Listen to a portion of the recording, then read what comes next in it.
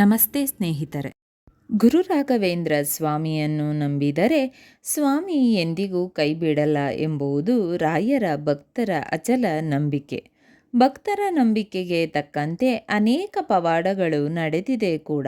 ಗುರು ರಾಘವೇಂದ್ರ ಸ್ವಾಮಿಯ ಆರಾಧನೆಗೆ ಗುರುವಾರ ತುಂಬಾ ಶ್ರೇಷ್ಠ ದಿನ ಎಂದು ಹೇಳಲಾಗುವುದು. ಕಷ್ಟ ಬಂದಾಗ ರಾಯರನ್ನು ಮನಸ್ಸಿನಲ್ಲಿ ನೆನೆದರೆ ಸಾಕು, ಕಷ್ಟಗಳು ಮಂಜಿನಂತೆ ಕರಗುವುದು. ರಾಯರನ್ನು ಪೂಜಿಸಲು ಕಠಿಣ ನಿಯಮಗಳೇನೂ ಇಲ್ಲ. ಶುದ್ಧ ಮನಸ್ಸಿನಿಂದ ರಾಯರನ್ನು ಪೂಜಿಸಿದರೆ ಸಾಕು, ರಾಯರು ಅವರೆಲ್ಲ ಕಷ್ಟಗಳನ್ನು ನಿವಾರಿಸುತ್ತಾರೆ. ಗುರು ರಾಯರನ್ನು ನೀವು ಮಂತ್ರಗಳನ್ನು ಪಠಿಸುವ ಮೂಲಕ ಪೂಜಿಸಿದರೆ ತುಂಬ ಒಳ್ಳೆಯದು. ಅದರಲ್ಲೂ ಗುರುವಾರ ಈ ಮಂತ್ರಗಳನ್ನು ಪಠಿಸುವುದರಿಂದ ಹೆಚ್ಚಿನ ಫಲ ಪಡೆಯಬಹುದು. ನಾವು ಗುರು ರಾಘವೇಂದ್ರ ಸ್ವಾಮಿಯ ಮೂಲ ಮಂತ್ರ ಮತ್ತು ಗಾಯತ್ರಿ ಮಂತ್ರ ಅದನ್ನು ಪಠಿಸುವ ರೀತಿ ಹಾಗೂ ಪ್ರಯೋಜನಗಳ ಬಗ್ಗೆ ಹೇಳಲಾಗಿದೆ. ರಾಘವೇಂದ್ರ ಸ್ವಾಮಿಯ ಮೂಲ ಮಂತ್ರ: ಓಂ ಶ್ರೀ ರಾಘವೇಂದ್ರಾಯ ನಮಃ. ಈ ಮಂತ್ರವನ್ನು ಗುರುವಾರನೇ ಅಂತಲ್ಲ, ಯಾವಾಗ ಬೇಕಾದರೂ ಪಠಿಸಬಹುದು. ಈ ಮಂತ್ರವನ್ನು ಪಠಿಸುವುದರಿಂದ ದೇವರ ಕೃಪೆಗೆ ಪಾತ್ರರಾಗುವುದು ಮಾತ್ರವಲ್ಲ, ಮನಸ್ಸಿನಲ್ಲಿ ಆತ್ಮವಿಶ್ವಾಸ ಹೆಚ್ಚಾಗುವುದು, ಋಣಾತ್ಮಕ ಆಲೋಚನೆಗಳು ದೂರಾಗಿ ಮನಸ್ಸಿನಲ್ಲಿ ಧನಾತ್ಮಕ ಆಲೋಚನೆಗಳು ಹೆಚ್ಚಾಗುವುದು.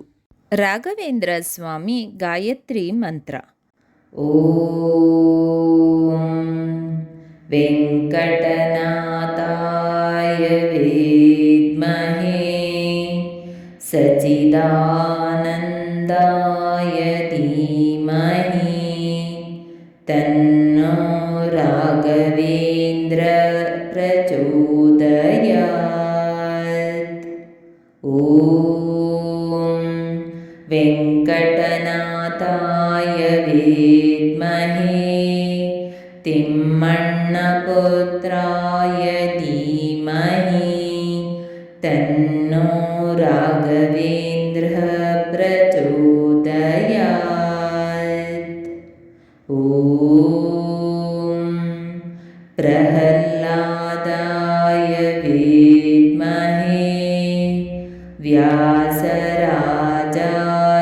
ಧೀಮಹಿ ತನ್ನೋ ರಾಘವೇಂದ್ರ ಪ್ರಚೋದಯಾತ್.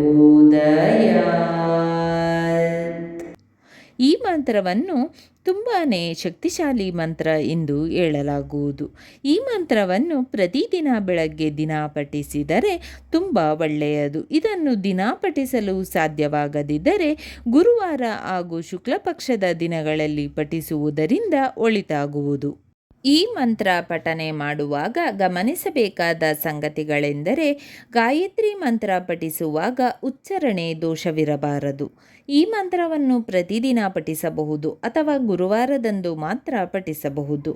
ಈ ಮಂತ್ರವನ್ನು ದಿನದಲ್ಲಿ 1 ಬಾರಿ, 3 ಬಾರಿ, 5 ಬಾರಿ, 9 ಬಾರಿ, 21 ಬಾರಿ ಹಾಗೂ 1008 ಬಾರಿ ಜಪಿಸಿದರೆ ಒಳ್ಳೆಯದು.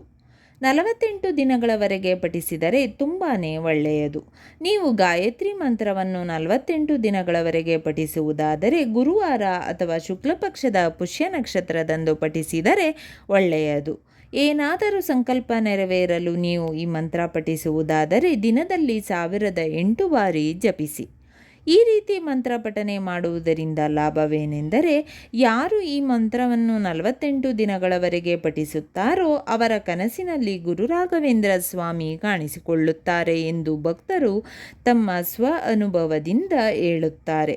ಗುರುರಾಯರ ಭಕ್ತರಿಗೆ ಸ್ವಾಮಿಯ ಶಕ್ತಿಯ ಅರಿವು ಖಂಡಿತವಾಗಿರುತ್ತದೆ. ಯಾವಾಗ ಸ್ವಾಮಿ ಕನಸಿನಲ್ಲಿ ಕಾಣಿಸಿಕೊಳ್ಳುತ್ತಾರೋ ಕನಸುಗಳೆಲ್ಲ ಪರಿಹಾರವಾಗುವುದು ಎಂಬ ನಂಬಿಕೆ ಇದೆ. ಓಂ ಶ್ರೀ ಗುರು ರಾಘವೇಂದ್ರಾಯ ನಮಃ. ಓಂ ಶ್ರೀ ಗುರು ರಾಘವೇಂದ್ರಾಯ ನಮಃ.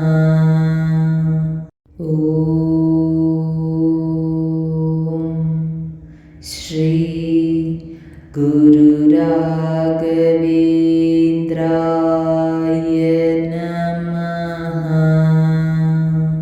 ಓಂ ಶ್ರೀ ಗುರು ರಾಘವೇಂದ್ರಾಯ ನಮಃ. ಓಂ ಶ್ರೀ ಗುರು ರಾಘವೇಂದ್ರಾಯ ನಮಃ. ಓಂ ಶ್ರೀ ಗುರು ರಾಘವೇಂದ್ರಾಯ ನಮಃ. ಓಂ ಶ್ರೀ ಗುರು ರಾಘವೇಂದ್ರಾಯ ನಮಃ. ಓಂ ಶ್ರೀ ಗುರು ರಾಘವೇಂದ್ರಾಯ ನಮಃ. ಓಂ ಶ್ರೀ ಗುರು ರಾಘವೇಂದ್ರಾಯ ನಮಃ. ಓಂ ಶ್ರೀ ಗುರು ರಾಘವೇಂದ್ರಾಯ ನಮಃ. ಓಂ ಶ್ರೀ ಗುರು ರಾಘವೇಂದ್ರಾಯ ನಮಃ. ಓಂ ಶ್ರೀ